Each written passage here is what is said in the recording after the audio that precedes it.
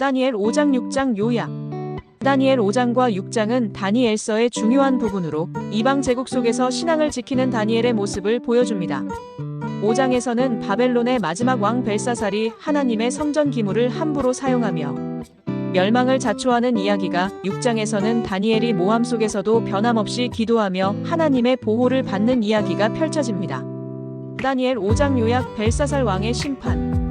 바벨론의 벨사살 왕이 귀족 1000명과 함께 큰 잔치를 열고 술을 마시며 예루살렘 성전에서 가져온 금, 은그릇을 사용하도록 명령합니다. 그들은 술을 마시고서 금과 은과 동과 철과 나무와 돌로 만든 신들을 찬양하며 하나님을 모독하는 행동을 합니다.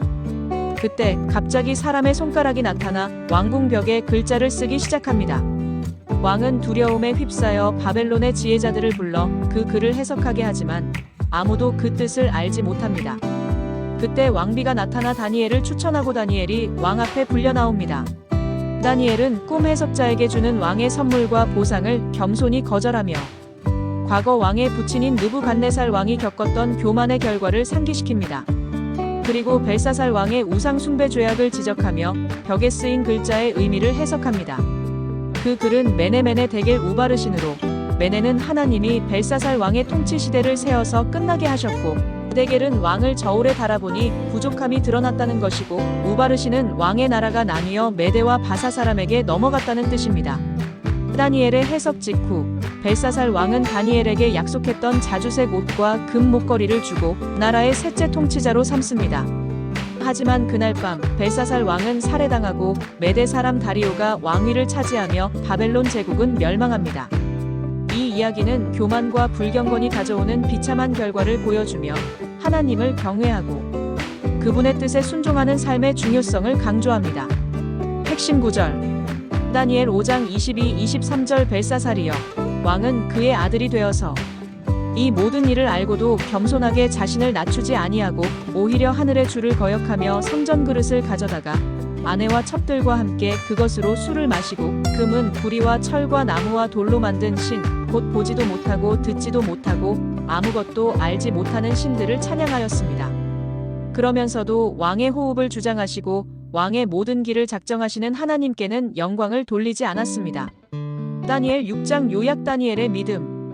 다니엘 6장은 다리오 왕이 바벨론을 다스릴 때 총리 3명을 두었는데 그중 다니엘이 뛰어난 능력을 발휘하자 다른 관리들이 그를 시기하여 모함하는 이야기입니다. 그들은 다니엘의 흠을 찾지 못하자 다니엘의 신실한 신앙을 이용하기 위하여 30일 동안 다리오 왕 외에는 어떤 신에게도 기도하지 못하는 법을 만들어 왕에게 건의합니다.